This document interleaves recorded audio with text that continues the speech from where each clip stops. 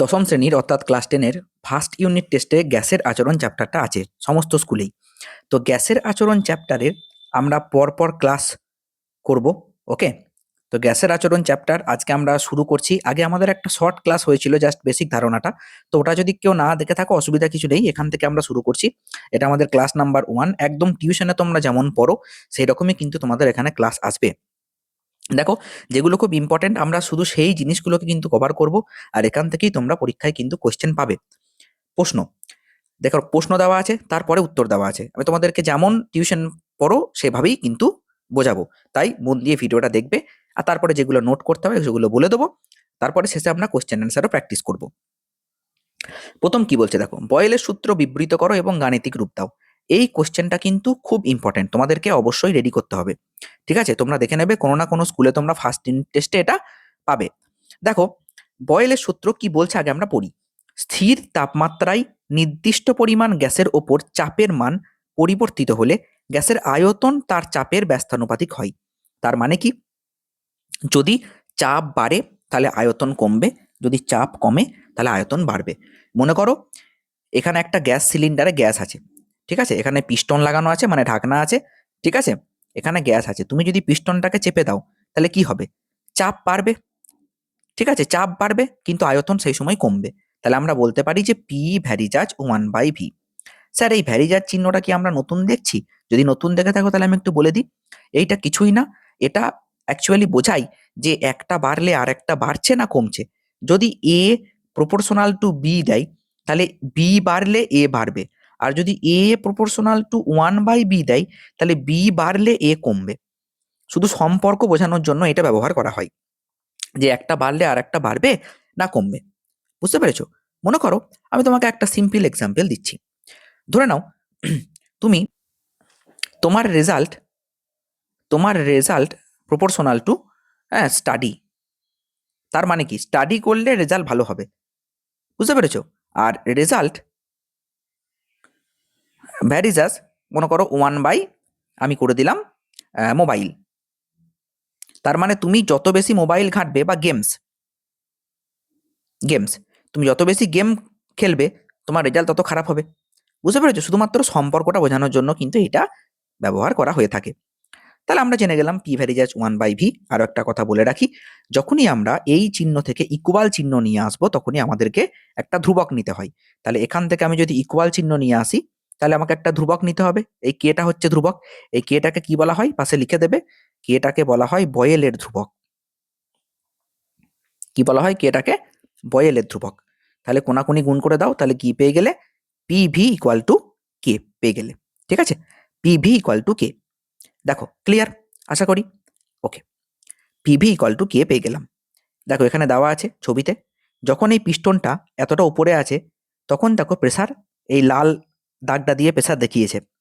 আর যখনই এই পিস্টনটাকে তুমি চেপে দিলে, এখানে প্রেসারটা কি, প্রেসারটা বেড়ে গেল। প্রেসার এখানে ছিল, ঠিক আছে, প্রেসার এখানে ছিল, প্রেসার বেড়ে কোথায় চলে গেল, প্রেসার এখানে ছিল, প্রেসার এইখানে হয়ে গেল। তার মানে কি, প্রেসার বেড়ে গেল, প্রেসার বাড়লো ঠিকই, কিন্তু ভলিউম কি কমে গেল। আগে ভলিউম ছিল এতটা, এখন ভলিউম এতটা। তাহলে যদি প্রেসার বাড়ে তাহলে ভলিউম কমবে, আর যদি প্রেসার কমে তাহলে ভলিউম বাড়বে। হয়ে গেল। এবার দেখো আমরা এখান থেকে তাহলে কি পেলাম, পিভি ইকুয়াল টু কে। ঠিক আছে, পিভি ইকুয়াল টু কে, সেখান থেকে আমরা লিখতে পারি P1V1 ইকুয়াল টু P2V2। মনে করো একটা গ্যাসের P1 চাপে আয়তন V1 আর P2 চাপে আয়তন V2, তাহলে আমরা কি বলতে পারি যে P1V1 সমান P2V2। আশা করি ক্লিয়ার। ওকে, তারপরে দেখো নেক্সট কোশ্চেন বলছে বেলুন ফোলানোর সময় তাহলে বয়েলের সূত্র কি লঙ্ঘন হচ্ছে? কেন বলো তো, কেন কোশ্চেনটা দিয়েছে আমি একটু বোঝাই। মনে করো তুমি বেলুনে ফুঁ দিচ্ছ, বেলুনে ফুঁ দেওয়ার সময় কি হয়, ঠিক আছে, বেলুনটা ফুলে যায়, তাহলে চাপও বাড়ছে আবার আয়তনও বাড়ছে। তা কি করে সম্ভব? বয়েল তো বললো যে চাপ বাড়লে আয়তন কমবে আর চাপ কমলে আয়তন বাড়বে। তাহলে বেলুনে তুমি যখন ফুঁ দিচ্ছ, বেলুনে তুমি যখন ফুঁ দিচ্ছ তখন চাপও বাড়ছে আবার আয়তনও বাড়ছে। এটা কি তাহলে বয়েলের সূত্র মানছে না? দেখো না, বয়েলের বেলুন ফোলানোর সময় বয়েলের সূত্র লঙ্ঘন হয় না। লঙ্ঘন হয় না মানে কি, মানছে, মানছে না কি হচ্ছে সে ঘটনাটাকে দেখতে হবে। দেখো বয়েল বলেছিল যে আমার সূত্র তুমি তখনই প্রযোজ্য করতে পারো যদি ভর স্থির থাকে গ্যাসের এবং উষ্ণতা স্থির থাকে, তবেই কিন্তু আমার সূত্র প্রযোজ্য হবে, নইলে হবে না। তুমি যখন বেলুনে ফুঁ দিচ্ছ না, তখন বেলুনে তুমি কিন্তু হাওয়া ভরছো, আর তুমি যে হাওয়াটা দিচ্ছ, মুখ থেকে তোমার যে বাতাসটা যাচ্ছে, তার তো একটা ভর আছে। তাহলে ভর কি নির্দিষ্ট থাকছে, বা ভর কি ধ্রুবক থাকছে?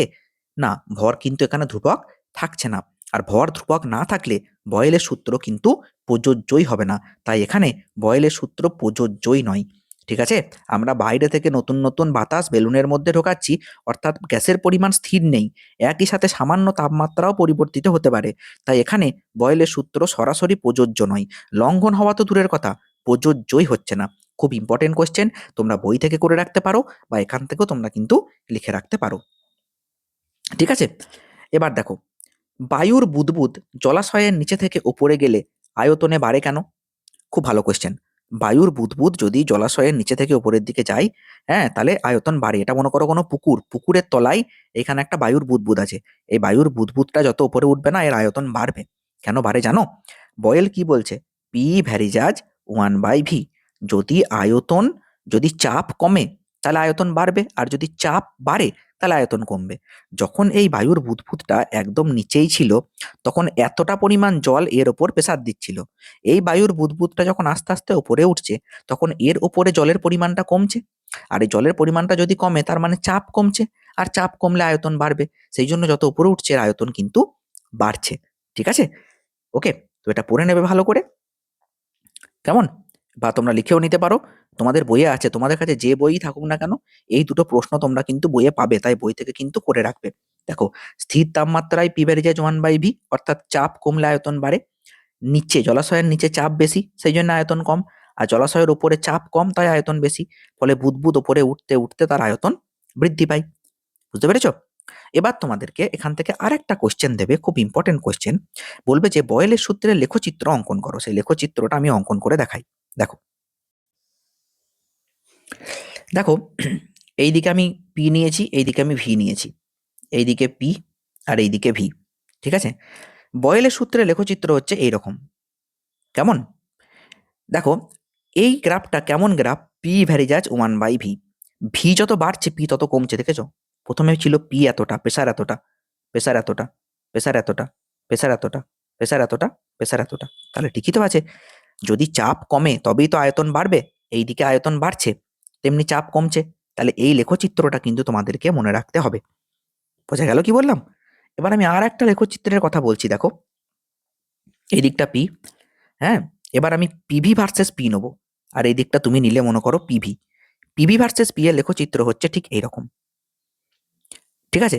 তুমি যদি, সরি, এটা একটু ভুল হচ্ছে, পিভিটাকে এই দিকে নেবে, হ্যাঁ, পিভি ভার্সেস পি।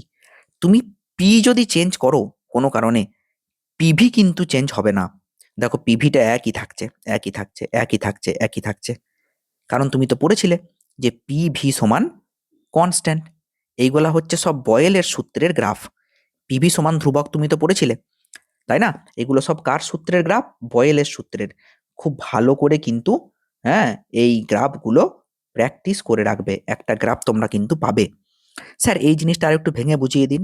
মনে করো প্রেসার 2, আমি একক নিচ্ছি না, জাস্ট বোঝানোর জন্য বলছি। প্রেসার 2, ভলিউম মনে করো 3। তাহলে পিভি কত? 6। কোনো কারণে, ধরে নাও কোনো কারণে প্রেসার বেড়ে হয়ে গেল, প্রেসার বেড়ে হয়ে গেল 12। ঠিক আছে? তাহলে ভলিউম কত হয়ে যাবে? প্রেসার বাড়লো তো, তাহলে ভলিউম কত হবে? ভলিউম যাই হোক না কেন, এই পিভি গুণ করে কিন্তু 6ই হবে। এমন ভাবে ওরা অ্যাডজাস্ট করবে। বুঝতে পেরেছো কি বলছি? বুঝতে পেরেছো? তাহলে ভলিউম কত হলে সেই 6ই থাকবে বলো তো? সেই 6ই থাকতে হবে কিন্তু। তাহলে ভলিউম তখন হয়ে যাবে কিন্তু 2। তাহলে এবার তুমি, হ্যাঁ, সরি, 2 বলছি, হাফ।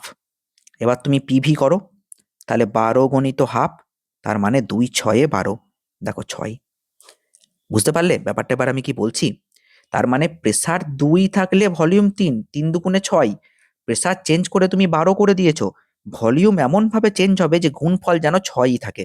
তুমি আবার চেঞ্জ করো প্রেসার, ভলিউম এমন ভাবে চেঞ্জ হবে যেন 6ই থাকে। কারণ পিভি এর গুণফল কিন্তু ধ্রুবক, সেই জন্যই তো পিভিটা কনস্ট্যান্ট। কেমন? আশা করি বুঝে গেছো।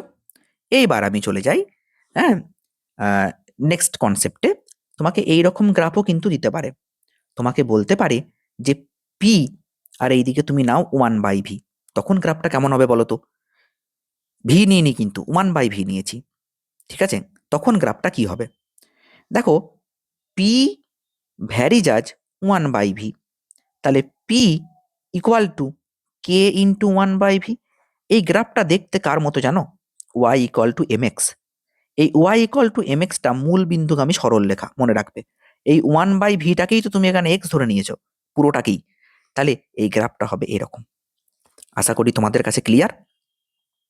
বেশ, তাহলে বয়েলের সূত্র মোটামুটি আমাদের কমপ্লিট। তাহলে বয়েলের সূত্র কি দাঁড়ালো শেষ পর্যন্ত?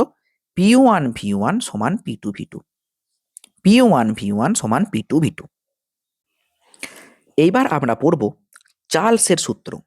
চার্লসের সূত্র বিবৃত করো এবং গাণিতিক রূপ দাও।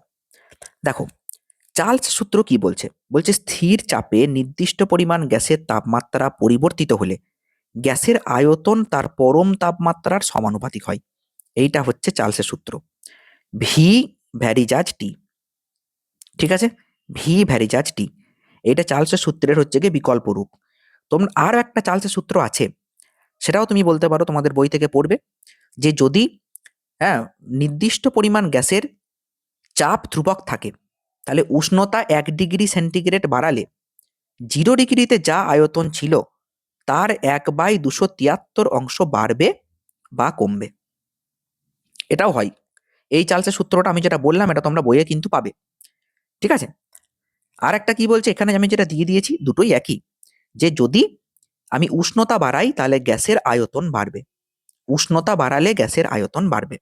এই চার্লসের সূত্রে তোমরা কিন্তু একটা বাস্তব জায়গা দেখো, গরমকালে দেখবে সাইকেলের টায়ার রোদে রেখে দিলে ফেটে যায়। তোমরা দেখো যে টিউশন পড়তে যাও, বাইরে সাইকেলগুলো দাঁড় করানো আছে, হঠাৎ করে দেখলে কোনো একটা সাইকেলের টায়ার ফেটে গেল দুপুরবেলা, বিশাল রোদ। কেন হয়? সাইকেলের যে টায়ার, টায়ারের ভেতরে টিউব আছে। এবার টিউবের ভেতরে কি আছে?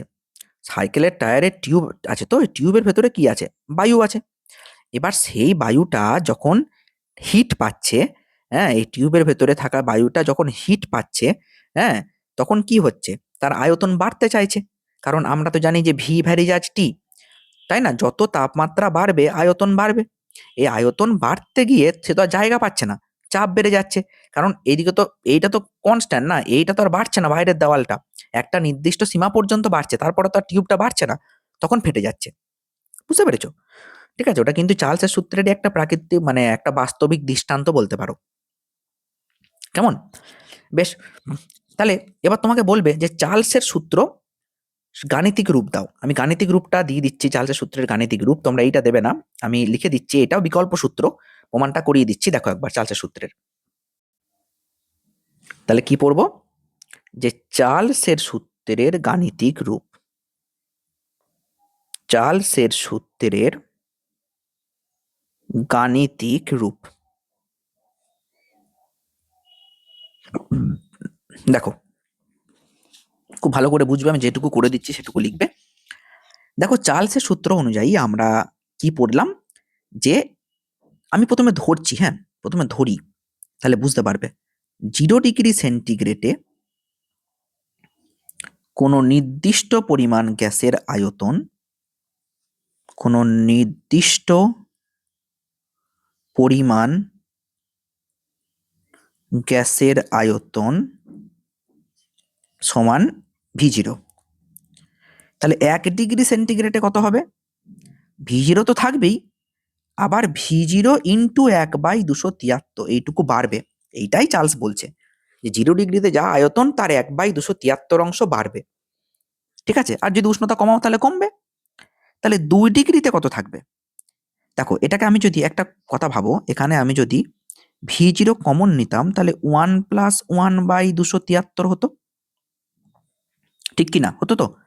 তাহলে 2 ডিগ্রি সেন্টিগ্রেডে কি হবে? V0 ইন্টু 1 + 2/273 হবে। 3 ডিগ্রি সেন্টিগ্রেডে কি হবে?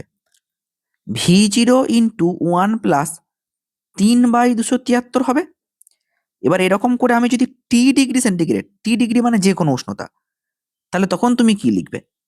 1 + T/273, টি ডিগ্রি সেন্টিগ্রেডে আয়তন 1+T/273 হবে কি না বলো?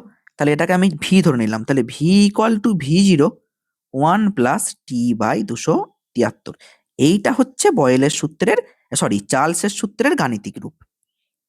এইটা হচ্ছে চার্লসের সূত্রের গাণিতিক রূপ, বুঝতে পেরেছ? এবার তোমাকে বলবে যে চার্লসের সূত্রের বিকল্প রূপ প্রতিষ্ঠা করতে। ঠিক আছে, এইটা ভালো করে লিখে নিলে, হ্যাঁ, চার্লসের সূত্রের গাণিতিক রূপটা ভালো করে লিখে নিলে, কি করে কি আসছে বুঝতে পারলে। এবার আমি চার্লসের সূত্রের বিকল্প রূপ প্রতিষ্ঠা করব। এই বিকল্প রূপটা খুব ভালো করে প্র্যাকটিস করে রাখবে, ঠিক আছে? চার্লসের সূত্রের বিকল্প রূপ, এই বিকল্প রূপটা খুব ভালো করে প্র্যাকটিস করে রাখবে। দেখো, আমরা জানি টি ডিগ্রি সেন্টিগ্রেড উষ্ণতায় কোনো গ্যাসের আয়তন V equal to V0 1+T/273। ঠিক আছে, কোনো অসুবিধা নেই। তুমি V0টাকে যেমন আছে রেখে দিলে, তুমি 273 লসাগু নিয়ে নিলে, তাহলে এইটা হয়ে গেল 273 + T। এই 273 + T যেটা তুমি লিখেছো, এই 273 + T মানে কি? Capital T. তাহলে ক্যাপিটাল T/273। ঠিক আছে, কেন স্যার এটা কেন লিখলেন? দেখো, কেলভিন স্কেলে আমরা এটা জানি যে কোনো টেম্পারেচারকে আমি যদি 273 দিয়ে যোগ করি তাহলে সেটা কেলভিন হয়ে যায়। তাহলে T+273 equal to capital T, এটা কেলভিনে হয়ে গেল। ঠিক আছে, এটা পাশে লিখে দিলাম আমি ব্র্যাকেটে। তাহলে কি দাঁড়ালো? V equal to V0 T/273। Sir, এই V0টাকে আমি কি ধরেছিলাম? একদম প্রথমে 0 ডিগ্রি সেন্টিগ্রেডে কোনো নির্দিষ্ট পরিমাণ গ্যাসের আয়তন V0। তার মানে স্যার V0টা তো কনস্ট্যান্ট, আবার টিও কনস্ট্যান্ট। তার মানে আমি লিখতে পারি, সরি, টি বলছি, 273 কনস্ট্যান্ট, V0 কনস্ট্যান্ট, 273 কনস্ট্যান্ট, মানে এরা তো ধ্রুবক, এদের তো মান নির্দিষ্ট। তাহলে ভি ভ্যারিজাজ টি। তার মানে কি? মানে তুমি উষ্ণতা যত বাড়াবে আয়তন কিন্তু তত বাড়বে। উষ্ণতা বাড়ালে আয়তন বাড়বে। ঠিক আছে, এইটা হচ্ছে চার্লসের সূত্রের বিকল্প সূত্রের প্রমাণ। এটা বিশাল ইম্পর্টেন্ট একটা কোয়েশ্চেন। খুব ভালোভাবে এটা খাতায় লিখে নেবে এবং প্র্যাকটিস করে যাবে। ঠিক আছে, এইটা কিন্তু তোমরা পরীক্ষাতে পাবে। হ্যাঁ, এটা তোমরা পরীক্ষাতে অবশ্যই পাবে। আমি 3টে স্টার মেরে রাখলাম। যেগুলো আমি বলছি যে ইম্পর্টেন্ট, সেইগুলো অবশ্যই তোমরা কিন্তু পরীক্ষাতে ফার্স্ট ইউনিট টেস্টে দেখে যেও। আর মাধ্যমিকে কোনগুলো দেখে যাবে সে তখন অনেক দেরি, আমি তখন বলে দেবো। আর চ্যানেলটাকে অবশ্যই সাবস্ক্রাইব করে রেখো। রেগুলার ক্লাসে এসো, একদম টিউশনে যেমন ক্লাস হয় রেগুলার আমরা 15-20 মিনিট করে ক্লাস নেব। হ্যাঁ, পরবর্তীকালে আমরা ম্যাথের ক্লাসটাও রেগুলার নিয়ে আসার চেষ্টা করছি। তো সাবস্ক্রাইব করে রেখো, লাইক, কমেন্ট, শেয়ার করো। দেখা হচ্ছে পরের ভিডিওতে।